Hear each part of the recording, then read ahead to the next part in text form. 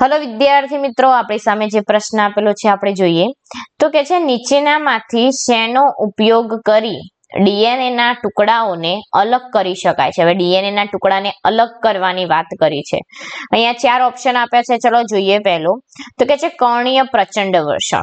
हवे आ जे option A मां छे तो कर्णीय प्रचंड वर्षण मां शुं थशे के जे प्लाज्मिड छे तो तेना उपर विद्युत क्षेत्रनो मारो करी અને શું કરશે, તેને યજમાન કોષમાં દાખલ કરાવવામાં આવે છે। કોષમાં દાખલ કરાવવામાં આવે છે। તો આનો આ પદ્ધતિનો એમ શું છે કે પ્લાઝમિડને યજમાન કોષમાં દાખલ કરાવવું, ડીએનએ ના ટુકડા કરવાનું નથી। ઓકે, ટુકડાને અલગ કરવા નથી, તો ઓપ્શન એ આવશે નહીં। બીજું છે એગેરોસ જેલ ઇલેક્ટ્રોફોરેસિસ। તો યસ, કારણ કે જે એગેરોસ જેલ ઇલેક્ટ્રોફોરેસિસ છે એ પ્રક્રિયામાં શું થશે કે ડીએનએ ના જે ટુકડાઓ કરેલા હોય છે એને અલગ કરવામાં આવે છે। ડીએનએ ના ટુકડાઓ ઋણ વીજભારિત હોય છે, તે ધન ધ્રુવ તરફ ખસે છે, બરાબર। તો ડીએનએ ને અલગ કરવા માટે એગેરોસ જેલ ઇલેક્ટ્રોફોરેસિસ પદ્ધતિ વપરાય। તો યસ, ઓપ્શન બી આવશે આપણો।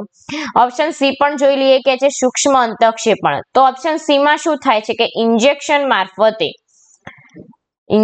મારફતે પ્લાઝમિડને યજમાન કોષમાં દાખલ કરવામાં આવે છે, બરાબર।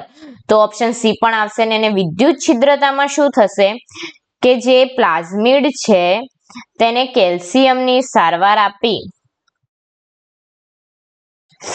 આપી અને યજમાન કોષના છિદ્રો ખોલીને તેમાં જનીન દાખલ કરવામાં આવે છે, એટલે કે પ્લાઝમિડ દાખલ કરવામાં આવે છે। તો ઓપ્શન સી પણ આવશે નહીં।